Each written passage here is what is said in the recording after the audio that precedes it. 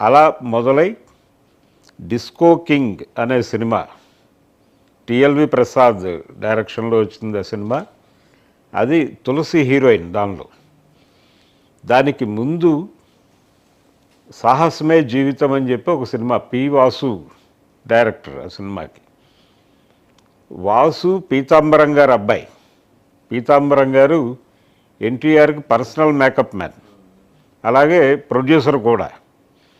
ఆయన కుమారుడు ఆయన అదే బ్యానర్లో, పీతాంబరం గారి బ్యానర్లోనే చేశారు ఆ సినిమా. ఇళయరాజా మ్యూజిక్ డైరెక్టర్ ఆ సినిమాకి. వాసు గారు భారతి అని సంతాన భారతితో కలిసి డైరెక్ట్ చేశాడు ఆ సినిమాకి. భారతి వాసు అని ఉంటుంది డైరెక్షన్. సంతాన భారతి అంటే కమల్ హాసన్తో తర్వాత మహానది, గుణ ఈ సినిమాలు తీసినటువంటి డైరెక్టర్. ఆయన వాసు కలిసి తీసినటువంటి సినిమా. అందులో నందమూరి బాలకృష్ణకి యేసుదాస్ గారు పాడతారు అన్ని పాటలు. అంతకు ముందు ఆయనకు ఫస్ట్ నుంచి కూడా నందమూరి ఒక దశలో నందమూరి రాజాని ట్రై చేశారు బాలకృష్ణకి సింగర్గా. దానికంటే ముందు మాధవ్ పెద్ది, రమేష్ పాడేవాడు.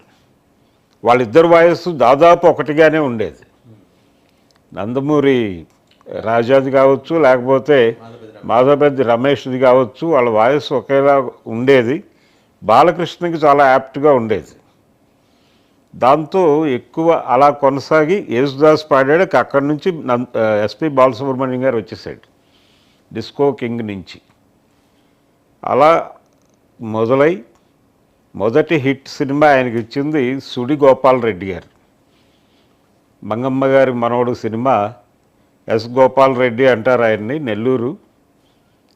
అంటే ఆయన తీసిన ప్రతి సినిమా హిట్ అవడంతో సుడిగా మార్చారు ఆ ఇంటి పేరుని. ఎస్ అనగా సుడి అని. ఆయన తీసినటువంటి బాలకృష్ణకి పర్మనెంట్ బ్యానర్ అది, భార్గవ్ ఆర్ట్స్. ఆ బ్యానర్లో బాలకృష్ణ నటించినటువంటి ప్రతి సినిమా హిట్టే. అక్కడి నుంచి 86 అనేది నందమూరి బాలకృష్ణ కెరియర్లో ఒక అద్భుతమైన సంవత్సరం అది. ఆ సంవత్సరం రిలీజ్ అయినటువంటి ప్రతి సినిమా హిట్ అయింది ఆయనకి. దాదాపు 6 సద్దినోత్సవాలు చేసుకున్నాడు. అందులో కోదండరామిరెడ్డి గారి డైరెక్షన్లో రామకృష్ణ స్టూడియోస్ బ్యానర్లో వచ్చినటువంటి అనసూయమ్మ గారి అల్లుడు కూడా ఒకటి. కామెడీ చేయించటము, ఎమోషనల్ క్యారెక్టర్స్ చేయించటము, ఇలా రకరకాల ప్రయోగాలు చేశారు బాలకృష్ణ మీద. జంధ్యాల గారు బాబాయ్ అబ్బాయి అని ఒక ప్రయోగం చేశాడు ఇంతో. అలాగే సంగీతం శ్రీనివాసరావు గారు ఆదిత్య 369 అనేటువంటి ఒక ప్రయోగం. అందులో కృష్ణదేవరాయల గెటప్. నిజానికి ఆయన్ని తీసుకోవడానికి బాలకృష్ణతో ఈ ప్రాజెక్ట్ బాలకృష్ణతో మాత్రమే వర్కౌట్ అవుతుంది అని అనుకోవడానికి కారణం, కృష్ణదేవరాయలుగా పనికొస్తాడు. అంటే చరిత్రలోకి వెడితే ఏ క్యారెక్టర్ అయినా చేయించవచ్చు. రామారావు గారు చేసినటువంటి బ్రహ్మనాయుడు కావచ్చు. ఆ రెఫరెన్స్లో నుంచి చూస్తారు ఆడియన్స్, ఎన్టీఆర్ రెఫరెన్స్లో నుంచి అనే ఉద్దేశంతో బాలకృష్ణని యాప్ట్ చేసుకున్నాడు ఆయన. అలా బాలకృష్ణ చాలా న్యాయం చేశాడు కూడా. కృష్ణదేవరాయలుగా దాదాపు తెనాలి రామకృష్ణలో రామారావు గారు ఎలా కనిపించాడో అలాగే కనిపించాడు ఈ సినిమా. అంతే అందంగా కనిపించాడు. అక్కడి నుంచి సంగీతం గారు, అంటే క్రియేటివ్ డైరెక్టర్స్ అందరూ బాలకృష్ణ వైపు ఒక దృష్టి సారించారు. అలాగే విశ్వనాథ్ గారు జననీ జన్మభూమి అని ఒక సినిమా తీశాడు ఈయనతో, బాలకృష్ణతో. అది ఎన్టీఆర్ కోరి చేయించుకున్నటువంటి సినిమా. కేశవరావు గారు ప్రొడ్యూసరు. బ్రహ్మరాంబ మూవీస్ అనేటువంటి బ్యానర్లో వచ్చింది అది. ఎన్టీఆర్ఏ విశ్వనాథ్తో ఒక సినిమా చేస్తే బాగుంటుంది అని అడ్వైజ్ చేస్తే కేశవరావు గారికి ఆయన విశ్వనాథ్ గారిని అప్రోచ్ అయ్యి ఆ సినిమా తీయించాడు. సినిమా పెద్దగా నడవలేదు, కానీ నటుడిగా మంచి పేరు వచ్చింది ఆయనకి, బాలకృష్ణకి. ఆ తర్వాత దశలో ఆయన బాపు గారితో చేయటం, శ్రీరామరాజ్యం. దీనికంటే ముందు ఆయనతో ఎక్కువ హిట్ సినిమాలు ఇచ్చినటువంటి డైరెక్టర్ మాత్రం ఇద్దరు. కోడి రామకృష్ణ ఒకడు, కోదండరామిరెడ్డి ఒకడు.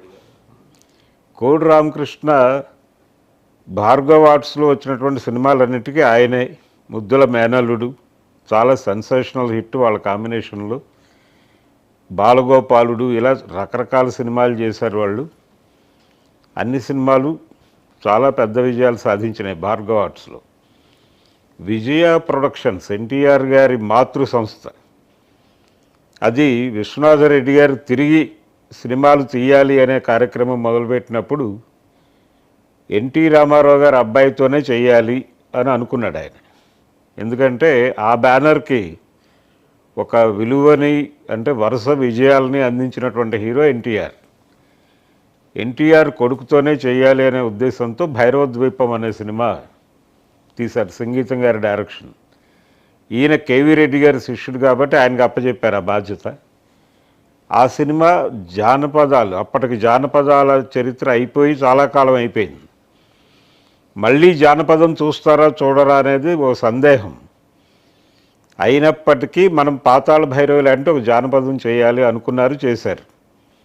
జనం బాగానే ఆదరించారు ఆ సినిమాని. రోజా హీరోయిన్ ఆ సినిమాలో. మ్యూజికల్గా చాలా పెద్ద హిట్ ఆ సినిమా. అంటే నరుడా ఓ నరుడా అని ఒక పాట ఉంటుంది, అది చాలా పెద్ద, అంటే టేకింగ్ పరంగా కూడా రంభతో తీశారు.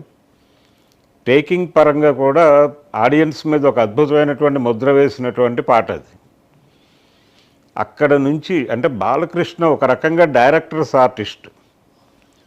రామారావు గారికి ఉండేది ఆ లక్షణం. సెట్లోకి వెళ్ళిన తర్వాత డైరెక్టర్ చెప్పింది ఆకలింపు చేసుకుని చేసి వచ్చేయటమే, వేరే ఆర్గ్యుమెంట్స్లోకి వెళ్ళరు వాళ్ళు.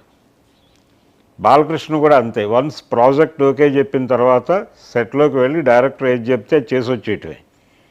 ఇది రీజనింగ్ ఉందా లేదా ఇలాంటివి కూడా పట్టించుకోడు ఆయన. అదంతా వాళ్ళ బాధ్యత అనుకుంటాడు. రామారావు గారు కూడా అలాగే అనుకునేవాడు. అలా అనుకోవడం వల్లనే ఆయన తొడగొడితే ట్రైన్ వెనక్కెడుతుంది అనే సీన్ తీశారు ఒక సినిమాలో. పల్నాటి బ్రహ్మనాయుడు అని ఒక సినిమాలో ఆయన తొడగొడితే ట్రైన్ వెనక్కెడుతుంది. అది ఇల్లాజికల్ అనుకుంటారు ఆడియన్సు అనేటువంటి చిన్న ఇది కూడా అనిపించలేదు ఆయనకి.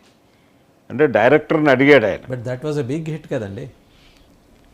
లేదు, ఆ సినిమా పెద్దగా ఆడలేదండి. దానికి ముందు నరసింహనాయుడు ఇవన్నీ హిట్స్ ఉన్నాయి. బి గోపాలే ఆ సినిమా కూడా డైరెక్టరు. బి గోపాల్తో కూడా చాలా సక్సెస్ఫుల్ ప్రయాణం ఉంది ఆయనకి. అంటే ఆ పర్టికులర్ సీన్ వరకు అయితే బాలుగా ఆయన బి గోపాల్ చెప్పిన మాట ఏంటంటే, లేదు లేదు అది ఇతర హీరోల మీద వర్కౌట్ అవ్వదు కానీ మీ మీద వర్కౌట్ అవుతుంది అని చెప్పాడు. ఈయన కూడా కన్విన్స్ అయిపోయి చేసేసాడు అది. ఆ తర్వాత ఎవరో ఇంటర్వ్యూలో అడిగితే చెప్పాడు,